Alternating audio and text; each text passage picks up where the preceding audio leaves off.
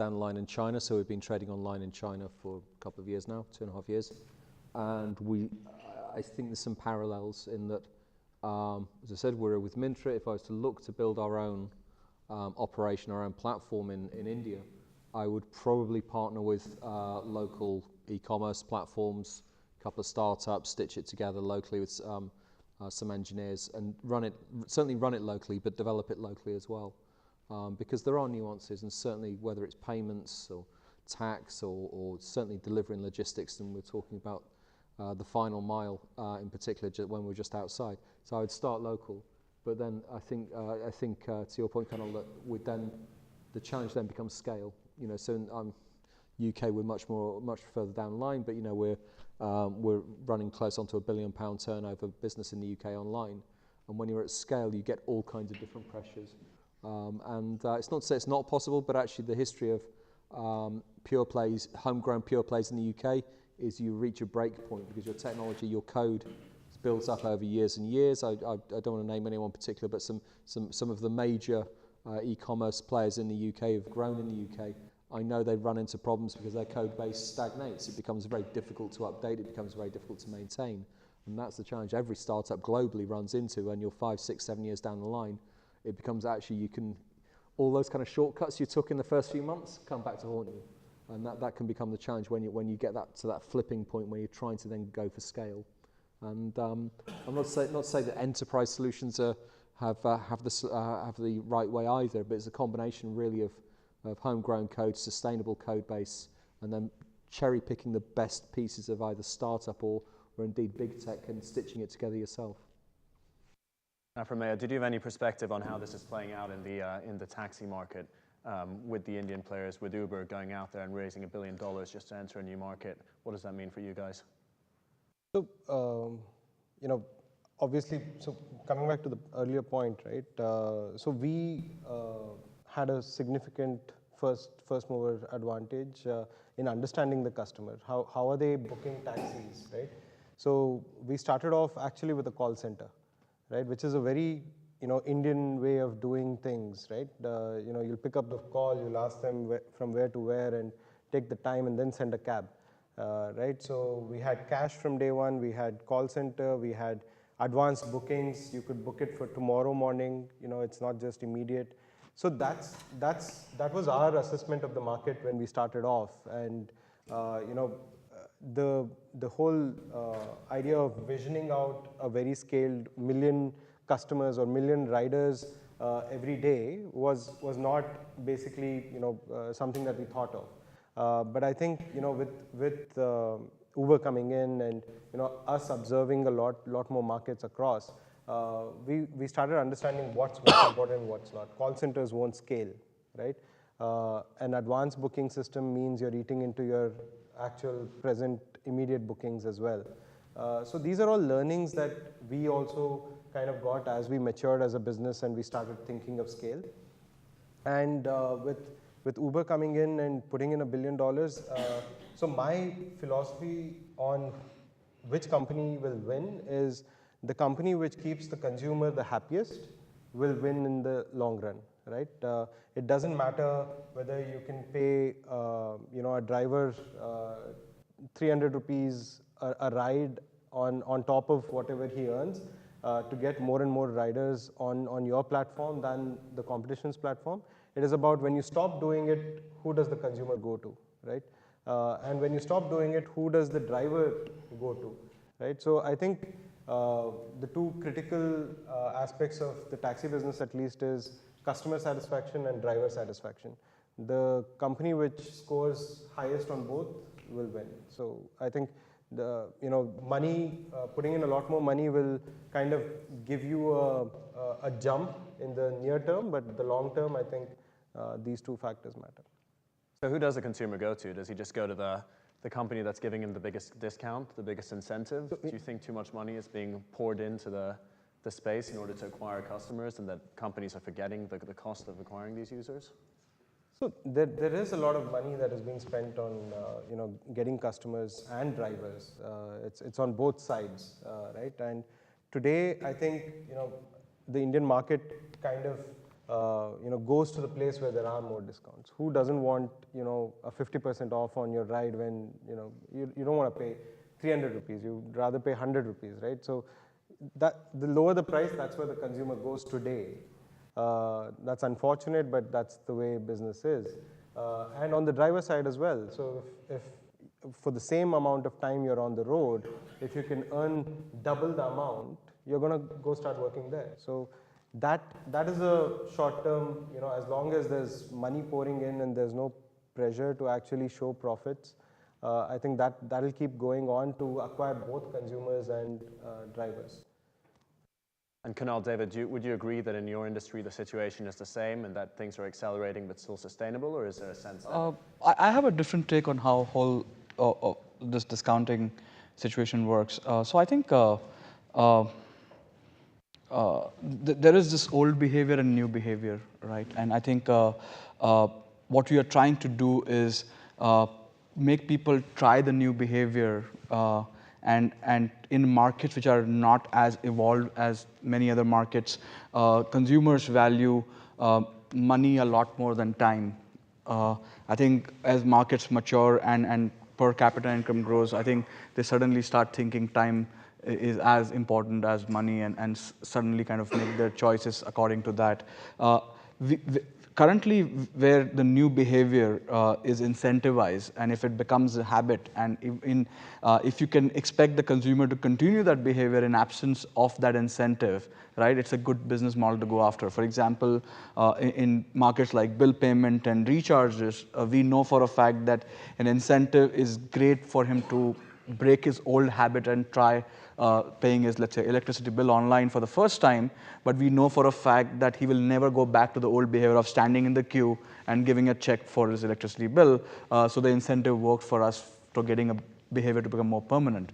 I don't think all markets that work that way. For example, let's say buying shirts online. I think the current online and offline experience is probably more in favor of offline because of, let's say, you don't know how the size will work, and in the infrastructure challenges to returns, and it's not that perfect. But you currently use incentives to kind of increase the score of new behavior, and hopefully people try that. But as soon as you take that out, they will go back to the old behavior because it's still the preferred behavior. But I think soon as more choices come online, and more variety comes online that is not possible in the offline world, and consumers will have less time, and urban India is struggling a lot with the infrastructure problems and traffic, and going to shopping is a nightmare right now in any of the cities of India.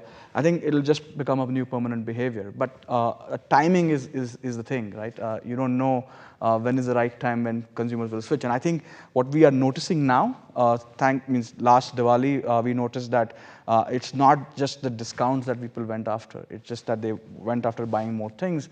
They were not on discount, but they're actually expecting more and more things to be online. From our point of view, we do look at incentives, discount and promotions slightly differently. So we've just launched Marks and Spencer's first ever loyalty scheme, loyalty card called Sparks, 138-year history, and this is the first time we've ventured into that space. And we've taken our time thinking it through and designing that scheme, because for us, certainly in the UK, everyone shops at Marks and Spencer's. I'm fond of saying we don't have a loyalty problem. We've just got a frequency problem, just trying to get people to shop more with us. Everyone shops in M&S in one form or another. A friend of mine said he's a colossally loyal Marks and Spencer's customer. He buys his suit from there every 4 years, come rain or shine. So once in 4 years, but super loyal. So our loyalty scheme for us is about more than points and discounts. It's about experiences, and it's about relationships that we have with our customers. So yes, there is a points element to the loyalty card, but what those points do is unlock different levels of relationship with Marks and Spencer's. And as you move through the levels, and there's an element of gamification in there that we've introduced to encourage people to come back. Each week you get the opportunity to select your own, not just offers, but experiences. So you can have 3, 4 or 5 slots into which you can drop an offer each week, and you select those and you make the choice, and it's part of your relationship with M&S about the choices you make, as opposed to just getting vouchers in an email, thrown it into your inbox or through the post. So it's about this relationship, and it's about the experiences that we can give to our customers that other retailers can't. So it's about access to our fashion ranges, our previews, fashion shows in store, wine tastings, food tastings, all our amazing food, through to we just ran a series of events where each day there's an amazing prize. We'll fly you to South Africa, and you can meet the people who make M&S wine in Franschhoek in South Africa. Yes, some amazing experiential events that we could provide for our customers. And those are the kinds of things that build that rapport with your customers over time. And it's something that we believe in fundamentally at M&S. And yes, we have a discounting element to what we do, all retailers do, but over time we hope to lessen that and really through Sparks build a much richer relationship. And one last thing I'd add on the kind of the nature of the relationship with our customers. We're moving from a world where we weren't tracking our customers, through all the analytics and insight, and that's a key theme for today. We weren't tracking customers. What we're doing is tracking credit cards. So we weren't saying, well, we've seen this many customers in the past 12 months. When we said that, what we actually meant was, well, we've seen this many unique credit cards in the last 12 months. And of course, what a scheme like Sparks enables us to do is actually get to the actual customers and actually understand them in a much, much richer way. And even in the first few weeks, we've really just been blown away by what we're understanding about our customers. Small matters, people who pay in cash in our stores, people who buy their lunch in our stores every day, super loyal. They shop with us 200 times a year. Never crossed our radar before because we've never been able to pin them down. So it's such an important part of our strategy going forward. And one could argue that understanding the customer insight, shopper marketing, loyalty have been relative areas of strength for Europe and for the UK in particular, if you look at what retailers have done historically. And Prameya, how do you guys feel about the importance of retaining your customer in an environment where you're competing so fiercely to acquire them? And how ready is the Indian market to maybe get inspired by that more historically UK innovation and apply it in India? Sure. So I think in a market where when you enter and you see tremendous growth to start with, and only when the growth is kind of not as explosive as before, and you have hyper competition, you seriously see companies kind of focusing on retention, because earlier they never had to worry about that metric really, because the market was kind of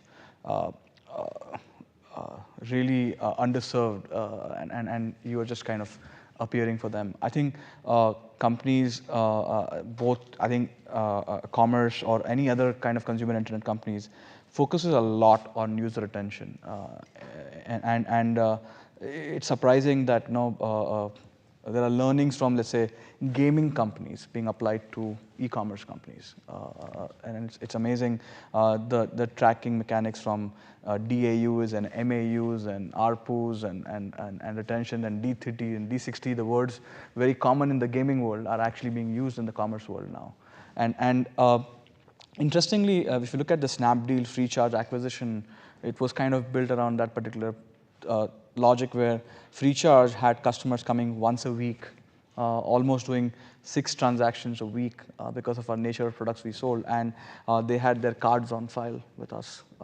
We have the largest cards on file in India, and otherwise every other commerce company actually goes through cash on delivery. We had cards on file. We had frequently customer transactions. So we were pretty much India does not have books as a big frequent habit, commerce habit online. It's not a lot of people read books in India. So Recharge worked as a nice replacement for that habit commerce, as we call it. And I think habit commerce businesses automatically take care of somewhat of user retention, because you cannot always sell them the 15,000 rupees phone or 20,000 rupees furniture. But as long as they're coming back to your platform for more frequent small ticket size needs, they will stay. It'll stay top of mind, and you will be kind of preferred for the big ticket purchases, at least considered for that. So when we started off Taxi for Sure, some of the things that we thought of was, there's Make My Trip already, which is selling flight tickets, and Redbus, which is selling bus tickets. And when we thought of taxis, it naturally was more frequent than the other companies, right? And just because of that very statement, the taxi industry or any taxi company had the potential to be bigger than a Make My Trip or a Redbus, which is actually playing out right now. So this was something that we had thought of when we started off, that this is a naturally high repeat kind of a business. And we did have customers who were extremely frequent, people who would take a taxi in the morning and come back in the evening, right? So, and when we analyzed our data, during the very first 6 months of Taxi for Sure, we saw a cohort of customers who were using us extremely frequently, right? And when we called those customers and asked them why, as to the reason as to why they're using taxis so much, it turned out that they were actually pregnant ladies who were traveling to office in the morning and coming back in the evening, because that was the safest mode of transport. And also the phone number which we would call in India there was actually a male receiving the phone call. So it was the male who was booking a taxi every day for his wife to go and come back to office, right? So that's the kind of analytics that we kind of run right from the beginning. And we tracked cohorts. We even had cohorts to check out people who stopped booking with us. People who had issues, we would track their cohorts separately, saying, what's the retention rate once they have a taxi coming late, or there's some behavior issue by the driver. So I think thankfully we've kind of had technology built within that we could access all the data that we ever wanted to, and we gave a lot of importance to repeat and frequency. Yeah, one interesting thing about India is close to 80% of all commerce transactions are happening on mobile, and that number is growing. Within that 80%, I would say 75% of the transactions are happening on app versus mobile web. And app, when you look at your own smartphone, you will see that the fact that you have certain apps is because you frequently use them, right? Infrequent apps usually go to the third page or get deleted. And companies have kind of figured out ways to kind of stay on the phone and keep offering services that will be used more often, so that they are also used for infrequent use cases. This is a very unique thing about India, where I think this was discovered post this happening versus knowing this beforehand, right? Because nobody was kind of thinking of, hey, we're going to become an app commerce company. We were all websites. We were freecharge.in and snapdeal.com, and suddenly you don't have those things in our names, just freecharge and Snapdeal. We don't call ourselves .com and .ins anymore, because the consumer, the first, most consumers are using only mobile. We are noticing that the web customers are on a constant decline, and the behavior on mobile is very, very different. We don't want too many choices. I believe that apps are like our bookmarks that we're going to just keep using again and again. So I think user attention is naturally kind of taken care of by app installation and frequent usage of app. Yeah, and mobile first is definitely a very distinctive feature of what you see in India versus here, for example. We'll open up to the floor to questions in just a couple of minutes, but to close off, I'd perhaps like to take a step back and hear what you guys have to think about the funding situation. So we all know a lot of foreign venture capital money has poured into India recently for big companies, smaller ones, with names like Sequoia, Tiger, Matrix. In parallel, over here in the US, there's increasing talk about a bubble, or perhaps at least a bulge, as I recently heard it called. What do you think the future holds should things dry up or slow down for your companies and for the market in general? I think the big companies will continue to have access to capital.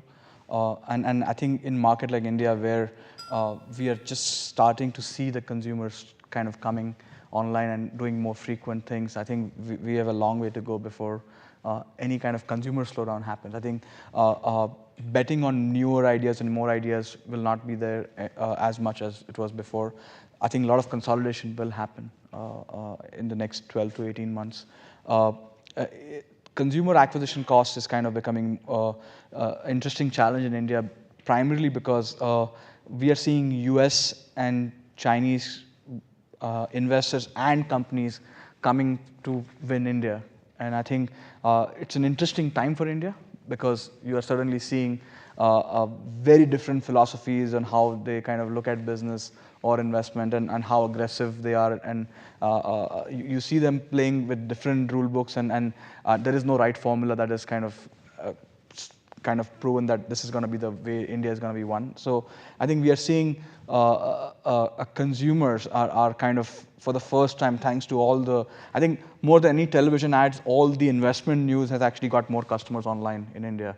And that's quite amazing because everybody is now thinking about if their sons, and India is very unique that way. We have like a majority of our population, or significantly majority population is young. So I call them the 12 to 18-year-olds are actually the chief technology officers of the household, right? And they are taking decisions on how should the procurement of a house also be done, because they are influencing the decisions of the parents to choose a platform to buy stuff, and they are kind of preferring these online methods, and these news and these employment opportunities is kind of creating more buzz in the younger India. So when I started off with Raghu 5 years ago, being an entrepreneur meant you were unemployed, right? And I was unmarried then, so that made my parents really tense because they didn't know what to say when they went and saw, you know, girls for arranged marriage, right? So, but now things have changed. With all the VC money coming in, being an entrepreneur is actually cool, and parents ask their kids as to when they'll start up, right? So that's a good thing about VC money coming in. Is there a bubble? Well, you know, there are a lot more smaller companies which are starting up getting access to money than what we had seen before.